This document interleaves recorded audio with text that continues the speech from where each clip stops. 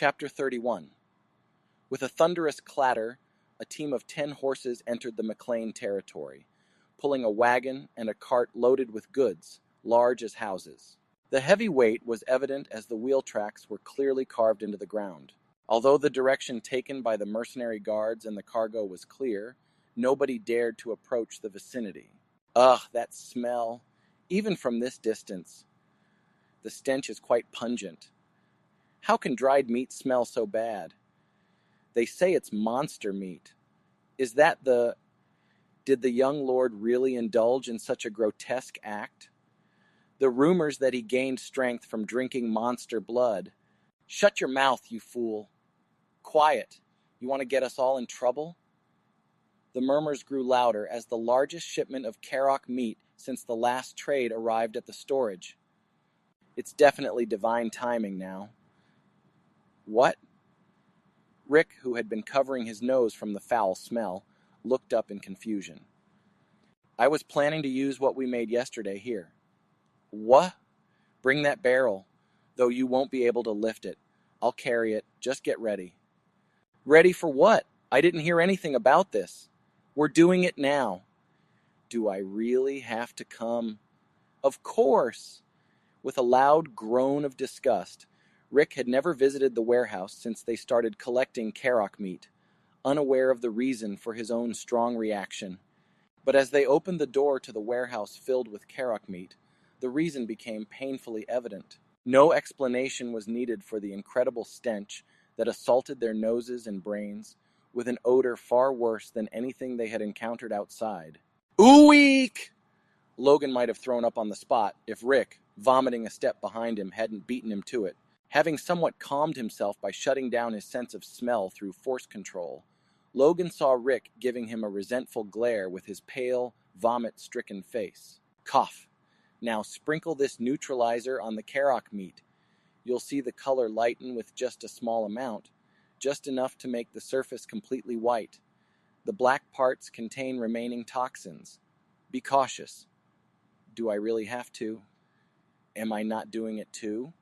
Rick, nearly in tears, reluctantly helped until about 100 kilos of meat turned white. Now grind it into round tablets. As if he had given up on everything, Rick did not utter another complaint. However, as they created hundreds of tiny round pills, Rick couldn't help but grow curious about what all his efforts were for. Why did we make these? Don't they look like medicine? Yes. Good. We're going to sell them as such. What? Rick's eyes widened in horror, but his shock was not the end of it. Remember what we did today? No, I remember nothing. What did we do? Ha, ha, ha. Sensing an ominous premonition, Rick forced a strained smile. You look like you remember just fine. Ugh. It was impossible to deceive the keen eyes of Logan, who had been together as sworn brothers, or more precisely, his sworn follower for over 10 years. And so Rick was forced to hear what he dreaded most. This will be your task moving forward. I refuse. Rick, who had never shied away from difficult tasks in his past life, and eventually met his end on the executioner's block, firmly refused the order. Rick, you're the only one I can trust. I absolutely refuse. Rick, don't you trust me? I don't want to trust you.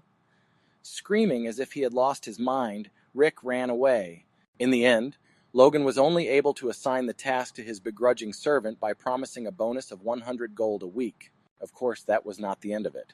I suppose I'll have to test it. Just kill me. I really can't do it. I'd rather die. With a look of desperation, Rick vehemently protested. But luckily, or perhaps unfortunately, Rick wasn't the one Logan was looking for as a test subject. You're useless to me, and you'll continue to be. Of course, it's not you. Oh, thank goodness. Thank you. Huh? While Rick couldn't fully comprehend what was being discussed, he had a feeling that it was unpleasant and gave his master a sideways glance. Logan quickly changed the subject. Do you know of anyone around us who struggles with night duties? Huh? Night duties.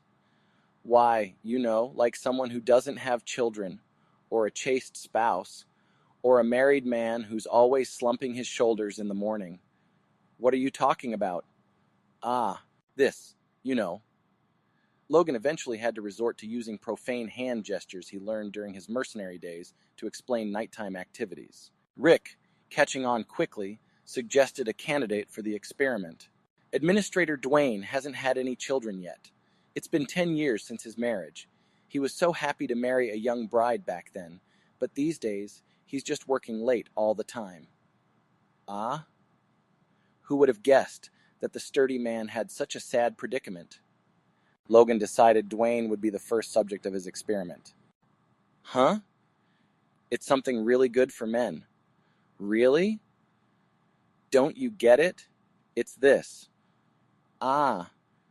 How did it come to be that even cultured people could only understand hand gestures instead of words? Dwayne, with a confused look, glanced back and forth between the mysterious pill in his hand and Logan's face. Is it true? Yeah, it works after just one pill. It's a patented product from Phillips's shop in Kyle, you know. To be exact, it's more accurate to say it will become famous and patented, but Logan was confident. It's already proven anyway.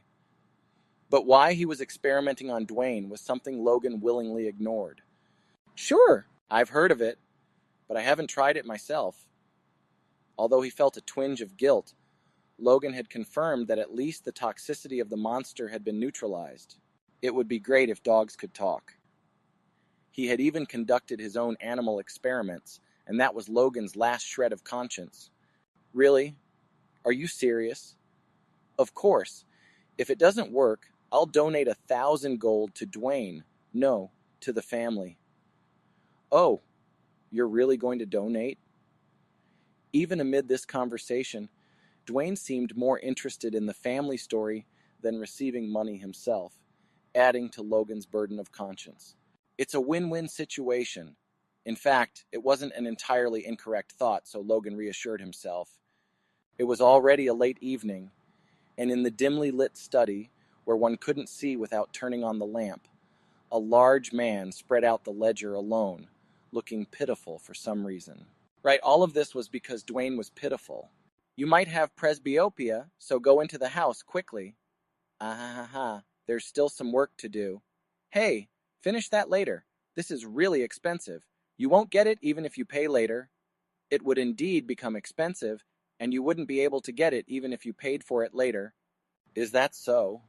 Dwayne's certain expressions seemed to have accepted it somewhat. And the next day, young Lord Logan. Seeing the bright-faced Dwayne running towards him in broad daylight, Logan was assured of success. How much is that medicine? How much? With a much stronger reaction than he expected, Logan handed him a set of 10, expressing his apologies for the human experiment. Dwayne knelt down to accept the small box as if receiving a legendary sword. It revealed a side of his large physique that had accumulated a fragile history. Even with just his reaction, the potential seemed sufficient, but Logan conducted 2 more experiments for caution. Surprisingly, Heinkel, who turned out to be another man with his head bowed, smiled and laughed a day after receiving the medicine as a gift. And finally, what is this? It's a good medicine for men. It was the first gift Logan ever presented to his father in 2 lifetimes, including his past life, and its effect became apparent just 3 days after that. Logan. Yes? And well done. Awkwardly looking away and patting his shoulder, his hand showed a slightly reddened face. Seeing his father's face, Logan felt a sense of pride. If I do well, I might end up with a younger sibling.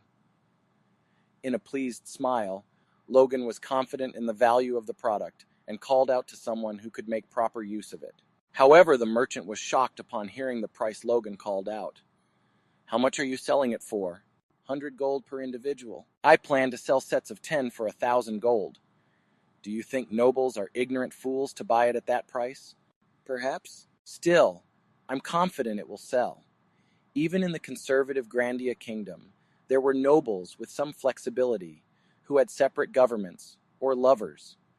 Many nobles in the city-state of the Ares Empire, with more liberal views, had even more extravagant private lives. Naturally, due to their loose lifestyles, many of them faced problems in their sexual functions. When considering that the greatest pleasure in the lives of such people was their sexual life, if Karok's meat could effectively enhance their performance, substantial profits could be earned. In my past life, it was so expensive because of the nobles. Of course, the price of a single pill, 30 that Logan was trying to sell now was more expensive than the highest price before the extinction of Karok in his past life. However, you don't have to advertise it actively. Really? You don't need to advertise it, and you don't need to buy it yourself. Do you know how many nobles in the capital have sexual problems? I bet it's swarming with rumors like bees without even advertising. Those playboys will find and buy it themselves. Then we can compete on the price. Wait a moment. We? Yeah, because you're going to sell it. Do you mean you'll really donate? Despite Philip's concerns, Logan confidently replied, "Don't worry. It's effective, and there are no side effects." He's so confident after only 3 experiments. Though Philip's point was not entirely wrong, Logan shook his head. "Just believe me. It's effective, and you'll be able to push any business you want." "Thank you. Then think about how to sell it." "To the nobles in the capital." "Pardon?"